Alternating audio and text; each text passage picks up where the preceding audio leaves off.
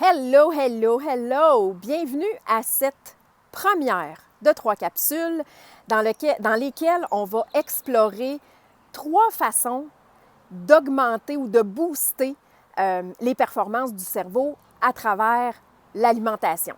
C'est un sujet qui me passionne et si c'est la première fois que tu atterris dans mon univers, d'abord, je te souhaite la bienvenue et je me présente, Zarina Boily, coach TDAH certifié, mais j'aime mieux le titre plus original d'allier des hyper actifs, sensibles, créatifs, passionnés, intuitifs.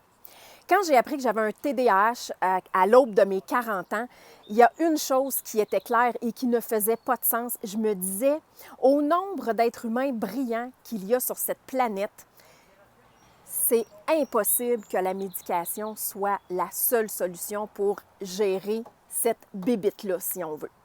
Alors, j'ai sorti mes réflexes de journaliste, qui n'étaient pas très, très loin, et je me suis mis à aller, investiguer, explorer qu'est-ce qui pouvait exister d'autre qui me permettrait, de façon plus naturelle et plus cohérente avec qui je suis, de vivre en harmonie avec le TDAH. Et ce que j'ai découvert comme information a été absolument incroyable. Il y a plusieurs façons. Et je ne dis pas que c'est la seule solution, mais pour moi, de dire, OK, si je commence par la base, en allant à cette fondation-là de comment je me nourris au quotidien, bien, finalement, on se rend compte qu'il y a des aliments qui exacerbent les symptômes et il y en a d'autres qui permettent de les diminuer. Alors, dans la capsule d'aujourd'hui, on va explorer en fait la première astuce qui est augmenter l'apport en protéines. Alors, les protéines, en fait, sont composées d'acides aminés qui peuvent être de provenance ou d'origine végétale ou animale.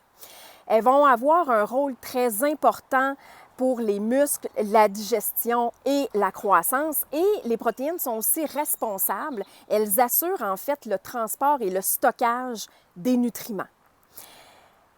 Plus je consomme de protéines, plus j'ai de l'énergie de 1 et plus j'ai de la facilité à me concentrer. Donc, c'est un des premiers changements que j'ai appliqués à travers les lectures que je faisais et que j'ai vu vraiment une différence. Donc maintenant, quand je sens une baisse dans ma capacité de me concentrer, bien, je me dis, peut-être que j'ai besoin de nourrir mon corps et de lui donner des protéines. Donc, si je vais prendre une collation, par exemple, je vais m'assurer que si je prends un fruit, je vais avoir des protéines qui l'accompagnent. Pourquoi?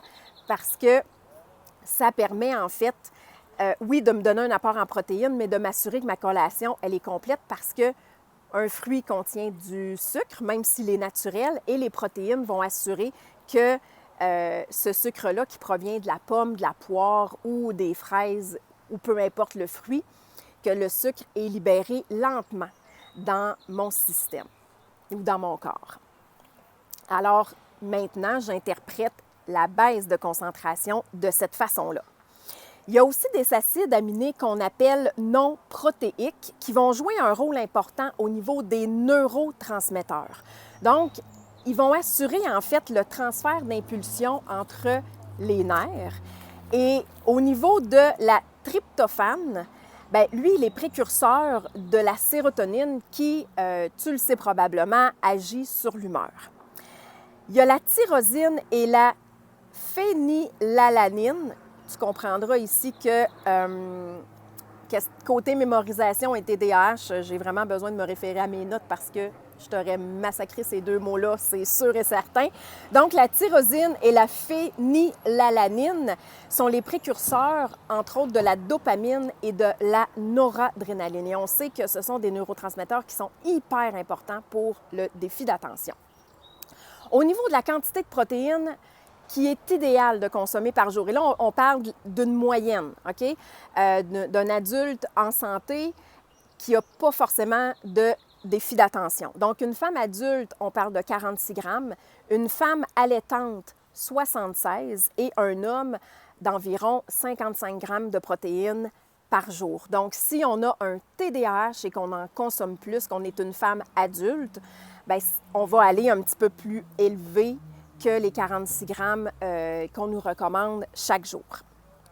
Donc, ce qui est important de se rappeler, c'est que les protéines assurent une meilleure communication entre les neurotransmetteurs et pour nous, ça, c'est génial. Ça augmente notre niveau d'énergie et ça facilite aussi notre capacité à nous concentrer.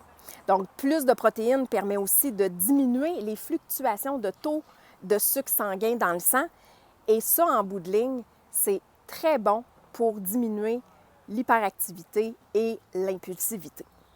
Si tu as des questions, que tu veux plus de détails ou que tu aimerais savoir comment je peux t'accompagner au niveau de l'alimentation pour optimiser les performances du cerveau unique qui a un TDAH, tu peux m'envoyer un courriel à zb@indigo.coach. Tu peux m'écrire aussi via la boîte privée de ma page Facebook.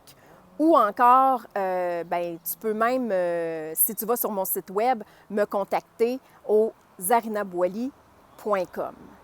Dans la prochaine capsule, on va parler des glucides. Donc, pourquoi opter pour des glucides de qualité, c'est important et de quelle façon ça peut nous aider à avoir moins de difficultés avec ce qu'on appelle les symptômes du TDAH. Là-dessus, merci infiniment d'avoir pris le temps d'écouter cette capsule-là. J'espère que ça a créé de la valeur dans ton univers et si tu crois que ça peut aider quelqu'un dans ton entourage, n'hésite pas à lui partager cette vidéo. Ciao!